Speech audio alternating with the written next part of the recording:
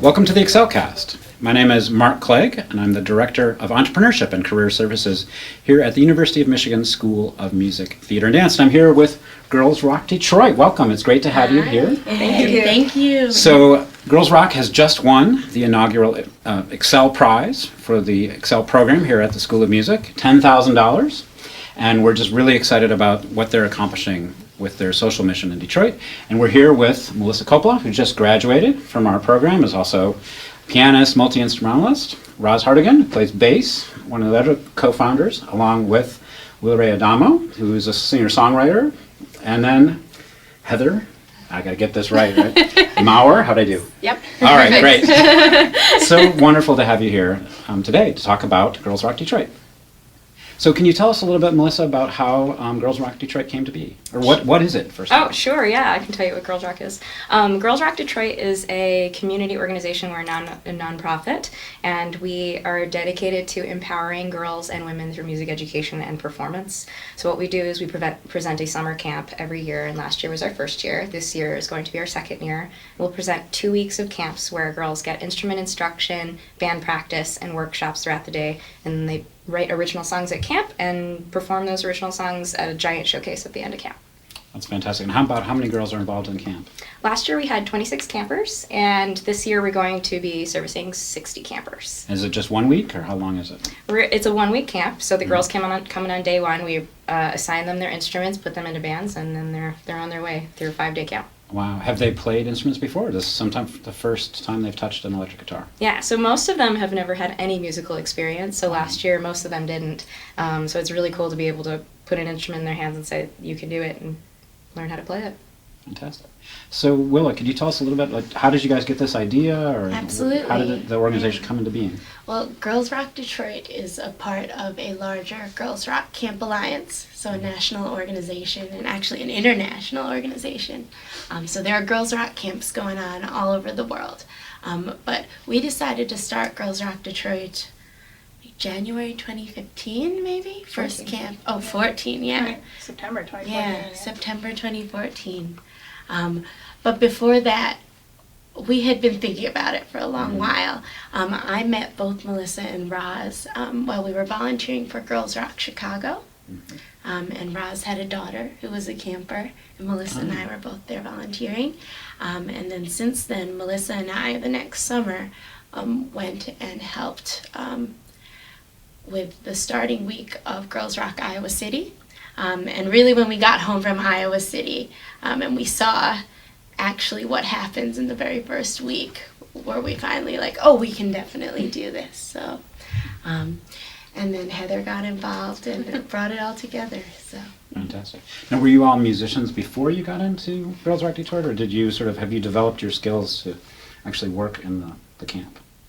Oh, well, I feel like we were all musicians beforehand, but Heather is now turning into a budding musician since starting Girls Rock. But what's really special about the camp is campers and also volunteers. You don't have to have any sort of musical background. There's a place for anyone who loves music or arts or just wants to be around So an the open door community. policy, So, right? yeah, absolutely. That's great. For both campers and volunteers. Neat. Yeah. So Roz, what is the mission or for the organization? I mean, what attracted you to doing this work? Well, I personally got attracted because my daughter was attending Girls Rock Chicago. At the time, there was no Girls Rock camp in Michigan. So we were interested in it. She went, and since I was going to be in Chicago for a week anyway, I volunteered, and I just ended up really loving being involved with the organization. And it's really cool to watch the kids grow and also the volunteers. Most of the volunteers are young women who are musicians, and they're just looking for their community as well, and it's very empowering for them to meet other women who are facing the same struggles they're facing in the music community. That's how I personally got involved. It wasn't because it was just through the power of community, really. The mission for Girls Rock Detroit is empowerment of girls, raising self-esteem for girls, and also getting girls involved in their community, both girls and young women from Detroit. So it's very important for us that we provide an all-female environment for the girls to be mentored in, because that gives them these kind of role models that they really don't normally see.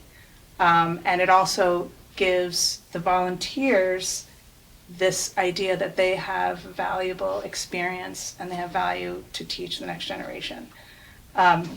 So our mission is really about forming community and empowering girls and women in Detroit through rock music, which is not something that necessarily needs a lot of structured training. It's a very much a do-it-yourself art form. But for some reason, it still is the providence of men, and in particular, if you're going to go into a career in music, it's much harder as a woman. So we're trying to create this sort of groundswell and garage safe area for girls and women to be involved. Oh, that's fantastic. So maybe this is a question for any of you, but can you think of an example maybe with where you saw one of your campers, sort of pick up an electric guitar or pick up a drumstick for the first time, and what is that encounter like? I mean, how does that impact these young women? Sure. I mean, it's just an amazing experience actually to work with the kids, because they often come in and are very shy, are very uncertain, and the idea that they can pick up this instrument and make noise with it and people will listen and people will want to engage is very powerful for them. We've had lots of great kids. I can tell one story. I'm sure we have thousands, but last year we had some DJs. We had a very young woman who came in, and she was really shy, and she wasn't sure if she could be a DJ. But we had a wonderful DJ from the Detroit scene, a very accomplished older woman who was absolutely wonderful for these kids, and she took both the DJs, taught them to use turntables, taught them to do DJ from their phones. She gave. So they were scratching and all that. They're kind of scratching. stuff. They Yeah. did some scratching. Mostly it was CD stuff. But she was like, when you're working, you have to use what you have. And so she taught them all the tools that she used. And they got up at the stage at the end and were like raising up the crowd. And she just, it was really cool to see them, like this notion that they could get their own spin onto the songs. Put their own moves onto the songs and have everybody in the crowd respond was obviously really powerful for her. Huge smile on everybody's face. That was great. I know exactly the moment you're talking about too, because that's the moment I started crying. I'm tearing up thinking about it. But I just remember this girl, she was backstage like shaking, like, I don't know what I'm going to do. And we pushed her out on the stage, and then everybody started jumping and down, up and down, and singing along. And this girl just, like, her smile just spread across her face, and she was glowing for the rest of the performance. It was awesome. Yeah. Well, noise is power. I mean, the ability to make a noise, to be heard in the world, and then to hear yourself reflected back, right? To be able to know that you made that sound, and that sound impacted others, and you see it on their bodies, and you see it on the dancers, and you see it in the environment around you. That's a pretty amazing feeling. Yeah.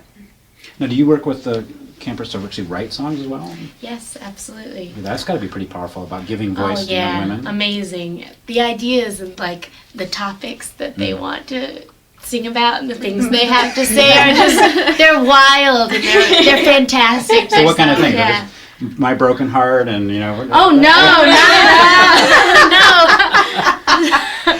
Just like the craziest stuff. I like the songs that are like, we rock, just over and over again. I'm like, yeah, you do. You definitely do. Keep saying it. Don't ever let anyone tell you different. The 8-year-olds had a group called the Rockstar Girls. It was very literal, but it was super cute because all of their lyrics were, my name's so-and-so, my name's so-and-so, and we are the Rockstar Girls. And then they just played their instruments as loudly as they could for like 20 seconds. And they just were having such a blast. And, it's not so much about, mastering the instruments. It's really just about getting them up on stage and having that experience and showing them that it's not so scary, and that really sets them up for the rest of their lives. One of the bands that I worked with had their song was a listing of all the things they liked. I like tacos. I like puppies. And I wasn't working Julie with them. Andrews. Right there. And the band coach who was working with them, one of the things we do at Girls Rock is that the girls write their own songs, but they have both a counselor and a band coach working with them to help them like sort out any problems they might be having, or if they have a block, but generally to try and get them to come up with the ideas. And she was like, well, so do you want to turn this, do you want to add a chorus? And they're like, no, we like this. And they just got up and just listed, yelled out all the things they like. It was perfect. No, That's great. Incredibly punk rock. Yes. So Heather, I think you could totally get on this thing. Can you talk a little bit about why you got involved with the organization? I mean, what was happening that you wanted to be part of? Yeah, so I moved to Detroit 5 years ago from Indianapolis, and I'd always been actively involved in Indianapolis with female empowerment organizations through volunteer work. And about a year or so after I moved up here, I noticed a Girls Rock Indianapolis started, and several friends of friends were involved, and I kept seeing it pop up on Facebook, and I thought, this is really cool. And then I saw an event pop up for Girls Rock Detroit last year, and I blindly sent the Facebook page a message and said, how can I help you? What can I do? Here are my skills professionally. I've always worked in fundraising and marketing. I'm not a musician, but here's how I might be able to help. Oh my God. Thank you. Best day ever. Yeah, and so and Willa and I actually met for coffee and talked about how I could help out. And so I started last year with a really kind of behind-the-scenes volunteer role, trying to get in-kind donations for snacks and coffee, and we maybe still have coffee. We got some coffee donations. So I know we had to keep you. Yeah, we got like 20 pounds of coffee. Then in January, we decided to make me official, and I joined the board as the first non-founding board member. So now I'm taking a little bit more of an active role in the fundraising side of things, and I will be a counselor at camp this year, at the second camp in August. So I'm really excited for that opportunity, and I plan to watch as the girls learn to see what I can learn in the process as well. Exactly. So. Well, one thing I love about what you're doing is that you're taking a great idea that has worked other places, and then you're adapting it to your environment. I think a lot of times, there's this compulsion to be, everybody thinks got to be original, you can't copy anybody. I mean, obviously in music we do that, but in fact we're sort of copying everybody all the time. Yeah. Right? But there's great ideas, and we should be teaching each other and sharing those great ideas. What are the things that you have found, since you've worked in different places, that you have to do maybe a little differently in Detroit? Or is it the individuals you're working with, or is there something about the city that's either really creates an opportunity or something that you have to shift around? For me, one big thing when we started was having the DJ track, because electronic music has such a history in the city of Detroit, and like young women of color, they really identify with it. So we got like every camper on their application was interested in being a DJ. We got to find a DJ. So yeah, working on that, and it's a little bit more costly than like a traditional rock band, but it was incredibly high on my and our list of priorities. And we have a fantastic sponsor, an organization called Give a Beat, that'll be sponsoring our DJ track. They kind of did it behind the scenes last year, and we'll be full-on sponsoring the DJ track this year, so we can get as many young women who are interested in that type of music involved. That's great. So you've won the EXCEL prize, $10,000. How is that going to change things for Girls Rock Detroit? I think the highest thing on our wish list this year was establishing an instrument loan inventory, or just our instrument inventory in general. So we need instruments like electric guitars, basses, keys, drum sets, and DJ equipment, but that's being taken care of by Give a Beat. But we have tons of equipment to buy as well, like straps and picks and tuners, and all the other accessories that go along with having a rock band camp. So just having all of that equipment, being able to use it, helps the perpetuity of our organization and helps it happen from year to year. So with a $10,000 grant, it makes it totally accessible for us and possible for us to establish this inventory and make the camp possible from year to year. We would also like to use those instruments and be able to establish a way for girls to borrow them during the school year when we're not using them over the summer. Because a lot of girls come to camp, fall in love with their instrument, and then they go home and their parents are like, no, sorry, we can't afford to buy you one, or no, we just don't want to buy you one, or for whatever reason. But that's our dream, is to have girls be able to have access to these instruments regardless of what their background is. Do you see the organization growing or changing in the next couple of years? What are your sort of your goals? Well, we have talked about possibly expanding to more camps, which we've already done. So now we have 2 sessions this summer instead of 1, and we'll be able to have more than twice as many kids. Last year we had to turn a lot of kids away, but hopefully this year we won't have to turn anyone away. And we've also talked about possibly having a during the year program, an after school type program. So those are things that we can think more realistically about now. So I mean, in a sense, it allows us to dream about what we might be able to do, I think, and create a plan. Rather than having more of a year-to-year scrabble. I think from a fundraising perspective, winning the EXCEL grant really puts us on the map. So it's going to help other granting organizations or sponsors that we turn to see we've won this prize, and this is what all of the great things we've done for these girls with this, and so it will make us more palatable, I guess, or more attractive to future it's foundations or affirming, sponsors. sort of gives you a sense of credibility. So that's really, really helpful. Right. It's also not just about the money for us, but about the mentorship that the EXCEL program is providing, which is really valuable for us since we're a new organization. Excuse me, and we're just, even though we have other contacts from other camps and from Girls Rock Camp Alliance, it's still a totally new process for all of us. So any networking and any mentorship that we can see is really valuable for us. Now, have you done these kinds of projects before, or is this all sort of just a jump in with both feet and just make this happen kind of situation? Pretty much, yeah. Yeah, I think as local musicians or as grassroots musicians, we're familiar with doing it all for ourselves. So that's not new, but this specifically, yes, it is, and there's been challenges that I would have never thought of in a million years that would pop up and have been huge deals. So it's all a learning process for us. And so can you think of a moment in your organization where you faced one of those challenges or problems and you this could be an existential crisis? Like, if we don't solve this, or if we get too discouraged about this, maybe we won't go on, and then you found a way through that problem?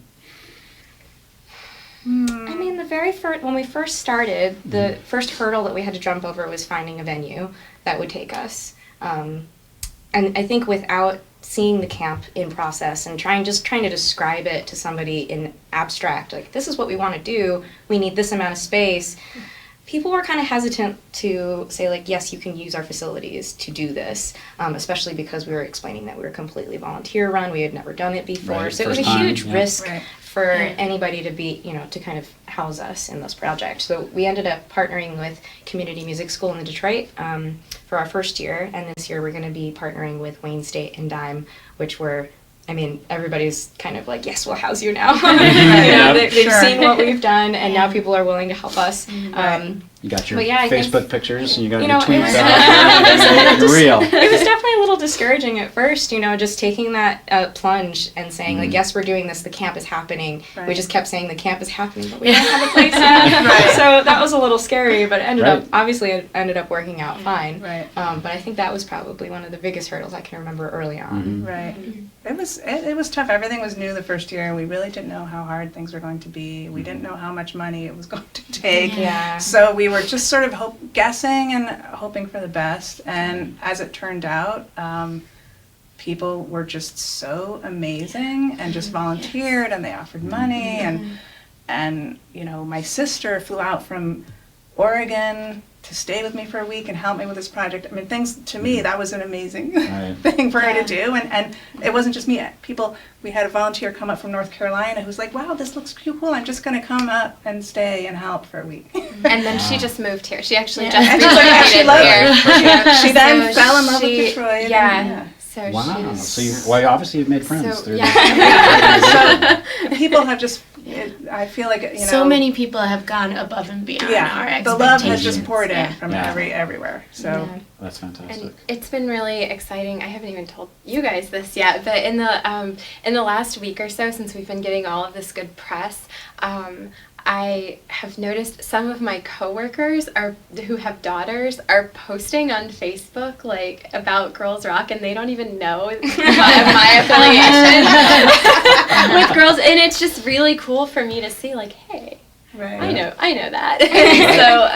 So yeah, so it's Organic cool viral to see. marketing, right Yeah, there. it's cool to see those people who don't know that they see you every day and they don't know you have an affiliation with something, Mm-hmm. and they're finding out about this totally through the media, and and yeah, so that's really cool. So if people want to get involved with Girls Rock Detroit, what should they do?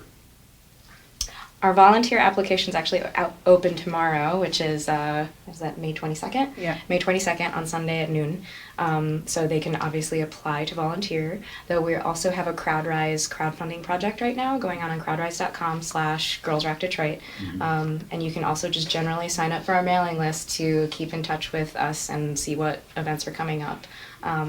On June 17th, we also have a rock roulette concert, which this is our first year of doing it, and we were inspired by North Carolina's project. So if you want to help out, you can come see the show on June 17th at Smalls in Hamtramck. What we've done is we've gathered lots of different Detroit female musicians and paired them randomly into bands. So we're going to be hearing completely new bands and completely new material all on one night. So it It's should be just pretty like fun. what happens at camp. Yeah. I see. It's like a but for condensed- adults. Yes, 7 bands Yeah. and other entertainers. And I would really strongly encourage people to fill out a volunteer application, even if you don't think you can get a whole week off of work, or even if you don't know if your skill set is correct for us, because we really, anyone and from all walks of life are welcome and are incredibly useful. So That's even if fantastic. you can just come for one afternoon and take some pictures for us or anything like that, yeah, we'd love to know who's out there kind of outside of our social circles and the friends and family that we constantly And if you have any questions, badger. and if you have any questions too, you can also just generally email us at girlsrockdetroit@gmail.com and just ask any questions that you might have about what sort of ways you can get involved, because we are always looking for people to help out in any number of ways. Well, I'm so excited for what you're doing, and just congratulations on winning our Excel prize. We're really honored to be able to help you, and I really Thank hope you. that this Thank is you. just the Thank you. beginning of a long relationship and a really successful run for Girls Rock Detroit. And I'm really just impressed with the community you're building and just the impact you're having on individuals and really the whole city of Detroit. So thank you so much. Thank you. Thank you.